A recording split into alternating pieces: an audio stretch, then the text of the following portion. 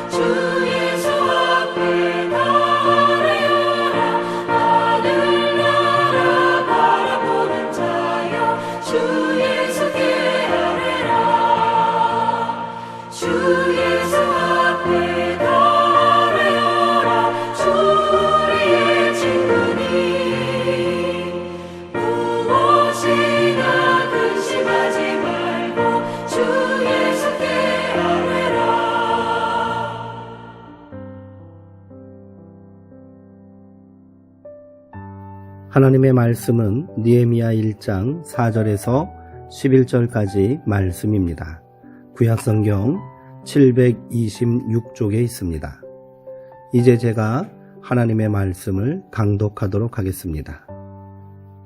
이것은 하나님의 말씀입니다. 하나님의 말씀에 경청하시기 바랍니다. 내가 이 말을 듣고 앉아서 울고 수일 동안 슬퍼하며 하늘의 하나님 앞에 금식하며 기도하여 이르되, 하늘의 하나님 여호와 크고 두려우신 하나님이여, 주를 사랑하고 주의 계명을 지키는 자에게 언약을 지키시며 긍휼을 베푸시는 주여 간구하나이다. 이제 종이 주의 종들인 이스라엘 자손을 위하여 주야로 기도하오며 우리 이스라엘 자손이 주께 범죄한 죄들을 자복하오니 주는 귀를 기울이시며 눈을 여시사 종의 기도를 들으시옵소서.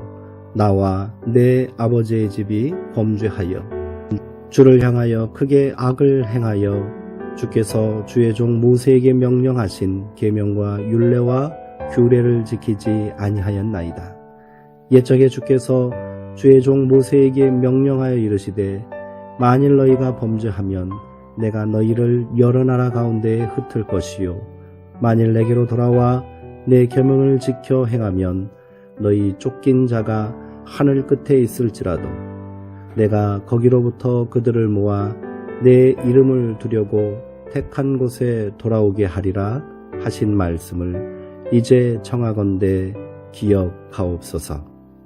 이들은 주께서 일찍이 큰 권능과 강한 손으로 구속하신 주의 종들이요 주의 백성이니이다. 주여 구하오니 귀를 기울이사 종의 기도와 주의 이름을 경외하기를 기뻐하는 종들의 기도를 들으시고 오늘 종이 형통하여 이 사람 앞에서 은혜를 입게 하옵소서 하였나니 그때 내가 왕의 술 관원이 되었느니라. 아멘. 포로로 지냈던 이스라엘 백성의 첫 귀환 후로 여러 해가 지났습니다. 페르시아 왕의 술 관원으로 일하던 느헤미야는 왕이 겨울을 보내는 수산궁에서 본향 예루살렘의 비참한 상황을 듣습니다. 역사적인 포로 귀환은 이루어졌지만 예루살렘은 여전히 비참한 상태에 있었습니다. 성은 허물어졌고 성문들은 불에 탄 채였습니다. 비보를 전해 들은 느헤미야는 즉시 울며 금식하고 기도했습니다. 그의 기도는 회개로부터 시작합니다. 모세에게 명령하신 율례와 규례를 어긴 이스라엘 자손과 조상들의 죄를 자신과 집안의 죄로 고백한 것입니다. 그는 죄에서 돌이키는 백성을 구원하시겠다는 하나님의 약속을 의지하며 간절히 기도했습니다. 이처럼 조국의 소식을 들은 느헤미야는 그것을 기도의 자리로 자신을 부르시는 하나님의 사인으로 받았습니다. 그리고 왕과 함께 머물던 안락한 궁전에서 뛰쳐나올 각오로 기도했습니다. 오늘날 조국과 교회의 현실을 생각합니다. 안타까운 현실을 목도하며 우리가 해야 할 일은 무엇일까요? 먼저 기도해야 하지 않을까요? 느헤미야가 그랬던 것처럼 우리 또한 자신의 안일에 매이지 말고 기도의 요청에 적극 응답해야 하지 않을까요?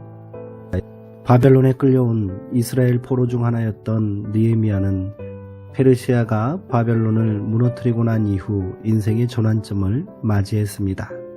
포로의 신분에서 벗어나게 되었고 왕의 채찍그루로 등용되어 성공 가도를 달리고 있었습니다.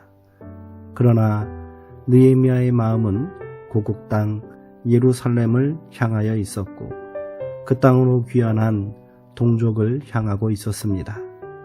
그들의 비참한 삶을 전해 듣고 느헤미야는 하나님께 금식하고 회개하며 기도합니다.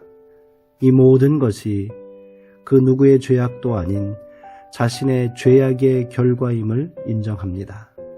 하나님의 용서와 자비를 구한 느헤미야는 평안이 보장된 삶의 자리를 포기하고 기꺼이 고국인 예루살렘으로 향했습니다.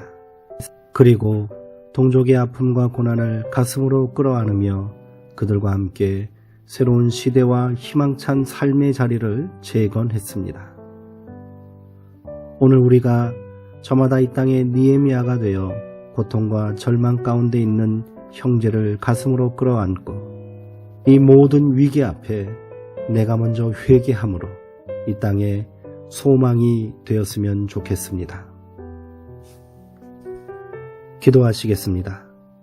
용서와 회복의 하나님, 오늘 이 땅 가운데 일어나고 있는 이 모든 비극의 원인이 결국 우리의 죄악이며 또 나의 죄악임을 고백하오니 우리를 용서하여 주옵소서. 주여, 우리의 기도에 귀를 기울이사 하나님의 이름을 경외하기를 기뻐하는 종들의 기도를 들어 주옵소서.